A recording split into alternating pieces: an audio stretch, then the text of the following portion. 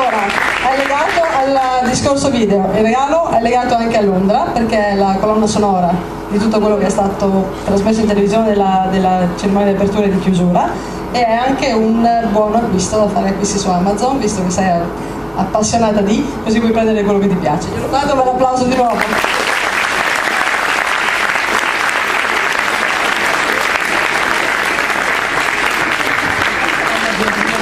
Stiamo concludendo la mattinata, rapidamente delle note tecniche. Chiunque volesse informazioni più dettagliate, più precise, il banco all'ingresso con la Katia e l'Alessandra sono a disposizione, siamo a disposizione anche tutti noi leader adesso che concludiamo la mattinata. Le fasce di età sono più o meno le stesse, prima media, prima seconda media, seconda terza media, prima superiore, seconda terza superiore, tutti gli altri, divisi per centri.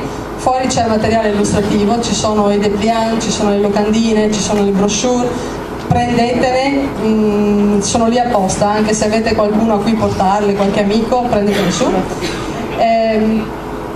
Un'altra cosa, fuori vedete anche che sono a disposizione i calendari TGS, li abbiamo rifatti anche quest'anno con le foto dei ragazzi.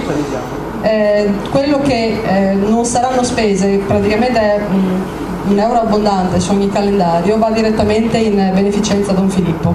Anche quest'anno la raccolta fondi che facciamo per tutto quello che è beneficenza la mandiamo a Don Filippo a Gambella in Etiopia, perché è una piccola cosa ma è un aiuto su cui contano per portare avanti le iniziative. Finita la mattinata, adesso c'è spazio per i saluti e le chiacchiere, però poi mezzogiorno per cortesia tutti quanti in chiesa, che c'è la messa tutti assieme, e poi ci trasferiamo in refettorio sotto i portici in mensa per gli spaghetti e per condividere quello che abbiamo portato.